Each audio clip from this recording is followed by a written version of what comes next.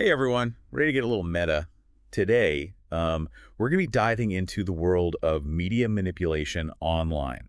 Mhm. Specifically, kind of how it works, All right. who's behind it, and what happens when things go viral for all the wrong reasons. Yeah, most people think of media manipulation as something, orchestrated by like shadowy organizations, working in the dark. Right, right. But what's really interesting about the research we're looking at today is that it actually reveals a much more complex landscape. It's Thanks. not always about like a coordinated attack. Hmm. Sometimes it's about individual actors. Right. Sometimes it's about groups with very different agendas, all kind of colliding in ways that can be really hard to predict. So it's a lot more nuanced than just like, some evil corporation trying to control us all. Exactly. It's a lot messier than that.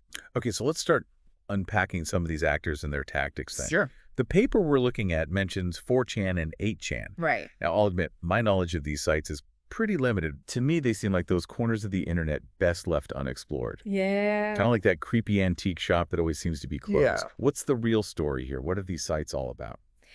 Well, you're not wrong about the creepy part. Okay. They can be pretty unsettling places. Think of them less like organized headquarters and more like online graffiti walls. Right. Anyone can contribute, often anonymously, and there's a very, very high tolerance for offensive language and imagery. Yeah, I can imagine. That kind of environment, it naturally attracts a certain type of user.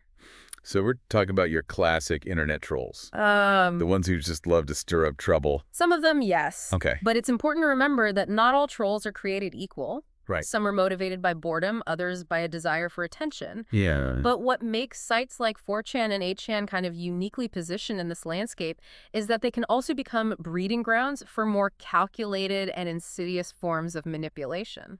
Okay, so it's not just about random chaos. There are actual strategies at play. Absolutely. One of the hallmarks of these communities is a very deep distrust of mainstream media and institutions. Right. They often see themselves as kind of fighting against a system that they believe is rigged against them. Yeah. And that sense of grievance, whether it's real or imagined, can be very easily exploited. That makes me think about how easy it is to get caught up in echo chambers online, where you're only ever exposed to information that reinforces your existing beliefs. Exactly. Right? And these platforms thrive on that kind of insularity. Yeah. They create this real sense of belonging, a shared identity that's built on opposition to the outside world. And within that bubble, even the most outlandish ideas can start to seem credible. The paper brings up an interesting example of this dynamic, the Oprah incident. Okay. Now, I have to admit, I chuckled when I read about this. Right. But it's also a pretty terrifying example of how effective this kind of manipulation can be. Oh, yeah. So for our listeners who maybe aren't familiar, can you give us a quick rundown of what happened? So the over 9,000 penises incident, as it's sometimes referred to, is a classic example of how trolls can exploit the very systems they claim to despise. They understood that Oprah's show, with its focus on emotional narratives, was primed to fall for a sensational story, even if it seemed completely outlandish. So they basically weaponized the media's own desire for a good story against them. Precisely. Wow. And it worked. Yeah. Oprah fell for it, broadcasting a warning to her viewers about this non-existent threat. Oh, gosh. Now, on the surface, it might seem like a harmless prank, Right. but it highlights a really crucial vulnerability in our information ecosystem. Which is? That even the most well-intentioned individuals and institutions can become unwitting participants in spreading misinformation if they're not careful. Right. And in today's hyper-connected world, that misinformation can spread like wildfire. And it's not just about tricking, media personalities. Right. These tactics have actually evolved to target entire communities and movements. That's a bit of a chilling thought. Yeah. The paper mentions Gamergate as kind of a turning point in this regard. Right. Could you unpack that for me a little bit? Sorry. I know it's controversial at the time, but I'm not sure I ever fully grasped what went down. So Gamergate is it's a prime example of how a seemingly niche online conflict Right. can become a testing ground for manipulation tactics with like far-reaching consequences. What started, with accusations against a female game developer quickly spiraled into this much larger movement fueled by, resentment and a backlash against feminism in gaming culture. So it wasn't really about video games at all. That's the thing about manipulation, right? Okay. It often latches onto these existing tensions and anxieties, and it twists them to serve a specific agenda. Right. In the case of Gamergate, it was about pushing back against the growing visibility and influence of women in a traditionally male-dominated space. And they did that by? By weaponizing online harassment.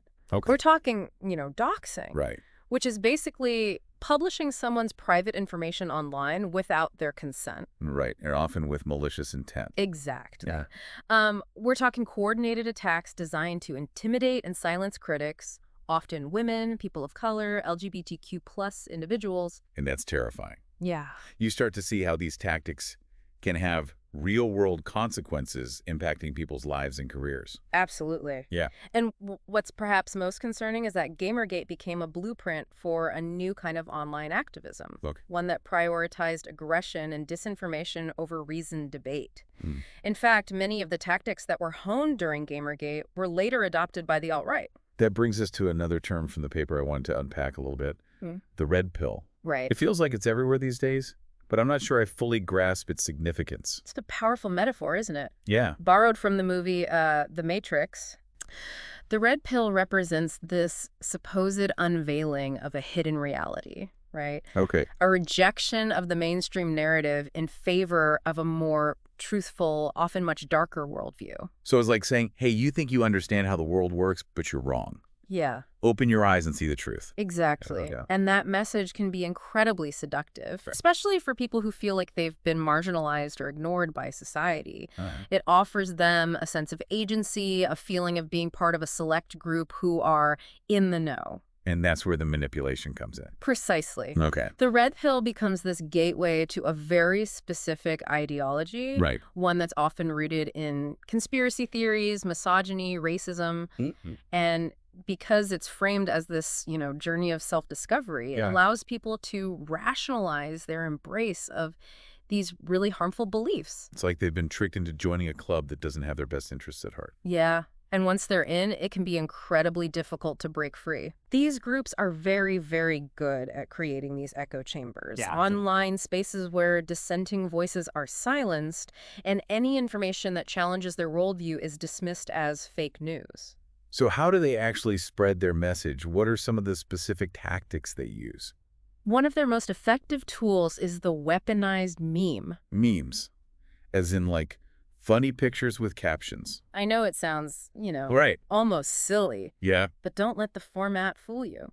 Okay. Memes can be incredibly effective vehicles for spreading propaganda. They're easily shareable, they tap into our emotions, Yeah. and because they're often disguised as humor, they can kind of bypass our critical filters. The paper uses Pepe the Frog as an example, right? Right. How did a cartoon frog become a hate symbol? It's a perfect example of how easily meaning can be manipulated online. Okay. Pepe started as this harmless comic character, Right. but as his image spread online, it was gradually appropriated by different groups, each adding their own layers of meaning. Eventually, the alt-right adopted Pepe as a mascot, turning him into this symbol of hate. So it's not just about creating memes. It's about hijacking existing ones and twisting their meaning. Exactly. It's a form of cultural hacking.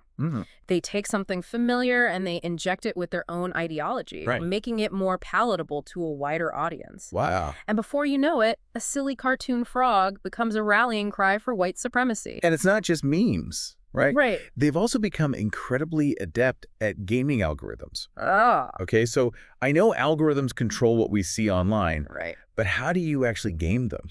Well, think about what gets attention online. Okay. It's often content that provokes these really strong emotional responses. Right, outrage, anger, amusement. Exactly. And these groups exploit that by creating content that is specifically designed to go viral. They understand that the more engagement they generate, likes, shares, comments, the more their message is amplified. So it's about understanding how to manipulate the system from the inside out. And the scary thing is, the platforms themselves inadvertently contribute to the problem. In their quest for user engagement, they've created algorithms that prioritize sensationalism over substance, often rewarding the very tactics that we've been discussing. So it's like this vicious cycle. Manipulators exploit the algorithms, platforms prioritize engagement above all else. Right. And the rest of us are left trying to make sense of it all. Exactly. It's a really complex issue, and there are no easy solutions. Right. But I think simply understanding the mechanics of how information spreads online, that's a crucial first step. Okay, so what are some of the potential consequences of all of this? Well, one of the most immediate and dangerous consequences is the erosion of trust in reliable sources of information. That makes sense when you're constantly being bombarded with all these conflicting narratives. Right. It's easy to become cynical and start believing that nothing is true. And that's exactly the environment that these groups want to create. Oh, gosh. A state of confusion and distrust where their own messages can flourish. So they don't necessarily need everyone to believe in their specific ideology. Not at all. They just need to sow enough doubt to make people question everything. Precisely. So how does that play out in the real world? Right. Is this just about, like, online arguments? Right.